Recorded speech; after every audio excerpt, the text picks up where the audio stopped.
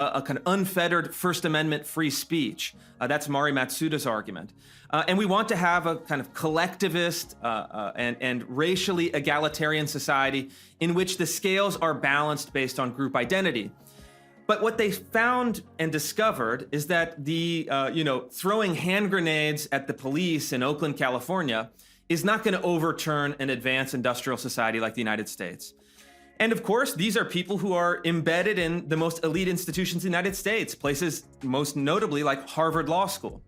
And so, a Harvard Law School student and then professor is unlikely to be winning in that way. So they said, what do we have? Well, we have access to elite institutions. We have a way of playing institutional politics that we learned from Derek Bell. You can essentially bully, shame, and pressure people using all of those tactics of identity politics to really get what you want. So why don't we just do that at scale? Why don't we use our position, our prestige, our institutional power within these places to then bring forth and legitimize some of those more radical ideas that you might get from, let's say, Eldridge Cleaver or Angela Davis in the 1960s. But we're going to take away the epithets and the profanities and the calls to execute police officers. We're going to make them respectable. We're going to give them a gloss of academic language. So taking those Latinate words, those multisyllabic words, making it sound very, very, very fancy, very respectable, very intellectually intimidating. And then we're going to feed it through the system, through these transmission belts. And the critical race theorists themselves talk about this as they have their 10-year reunions. They actually interview each other and talk about the progress of their ideas. So you can actually mark it decade by decade. And they say, we started as a legal discipline, but actually our greatest strength is in education. And so they built up this entire pedagogy, and they said, to change the world, again, like any left-wing revolutionary has said for the last 100 and odd years, you have to change how children are taught.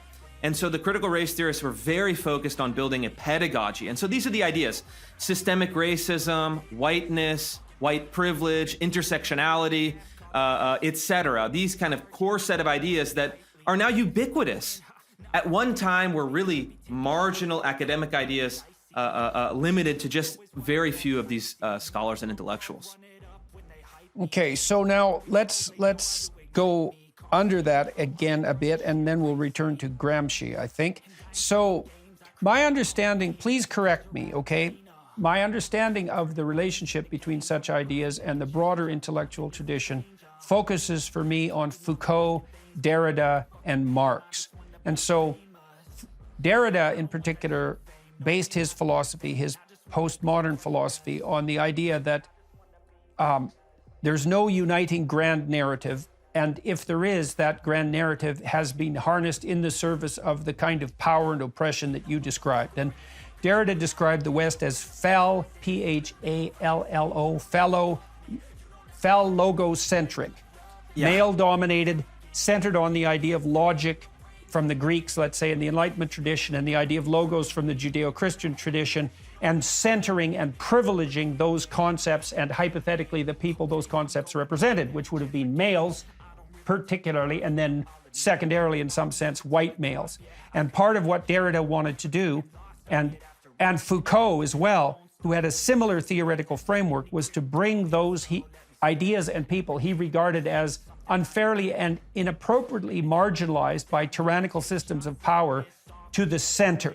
And that aligned, as far as I can tell, with the Marxist presupposition, and Derrida makes this explicit, and it's not like it is common knowledge that Foucault was also radically leftist, as were so many French intellectuals of the time, is the Marxists had a doctrine that was very similar because they regarded the entire battleground of human history, let's say, and all the relations between individuals as characterized fundamentally by the expression of nothing but arbitrary power, including institutions like marriage, all economic institutions, and even friendship. And Marx decried the oppressive relationship between the bourgeoisie, the upper ruling class, let's say, and the proletariat, the working class, and believed that when the revolution came, that those who were unjustly oppressed in the name of power would take center stage. And so the postmodern and the neo-Marxist and the Marxist ideas could just collapse on top of each other. I think the French intellectuals of the 1970s did that in some sense and turned to ideas like the ones you're discussing consciously and purposefully, because they also realized, as did the 1960s radicals, especially in the aftermath of Solzhenitsyn's revolutions about the brutality of the Stalinist era, that a pure movement forward on the communist revolutionary front, let's say, just wasn't going to fly. It was no longer ethically tenable, but was also practically unachievable. Now, is there anything in my derivation of the sources of these ideas to those sources that you think is incomplete or erroneous, that needs to be expanded? If you look at the lineage, this is a fascinating question on critical race theory. It's almost like an intellectual stew. If you read their Big Red Book and some of the other minor books, they appeal to almost everyone. It's almost like they're agnostic. Whatever left-wing, revolutionary, or deconstructionist thinkers, they're going to grab bits and pieces from all of them. So they specifically appeal to postmodernism. They specifically appeal to Gramsci. They specifically appeal to black nationalism. They specifically appeal to all these concepts. And in the early work, you sense that when they're kind of grasping for the postmodernist techniques, they're doing so almost out of a kind of fashionable a pose or a posture. I don't think that it's really essential to what they're doing, though. Because I think if you look at queer theory, obviously Foucault, Derrida, postmodernism, it's essential. It's 100% of the intellectual lineage on the kind of axis of sex and gender. But on the axis of race, and specifically looking at the critical race theorists, I don't think that it's the essential or defining set of ideas. They may appeal to them because I think during the 90s that was really fashionable among intellectuals. You had to cite Foucault, you had to cite postmodernism, you had to call into question the existence of an objective or absolute truth or a grand narrative.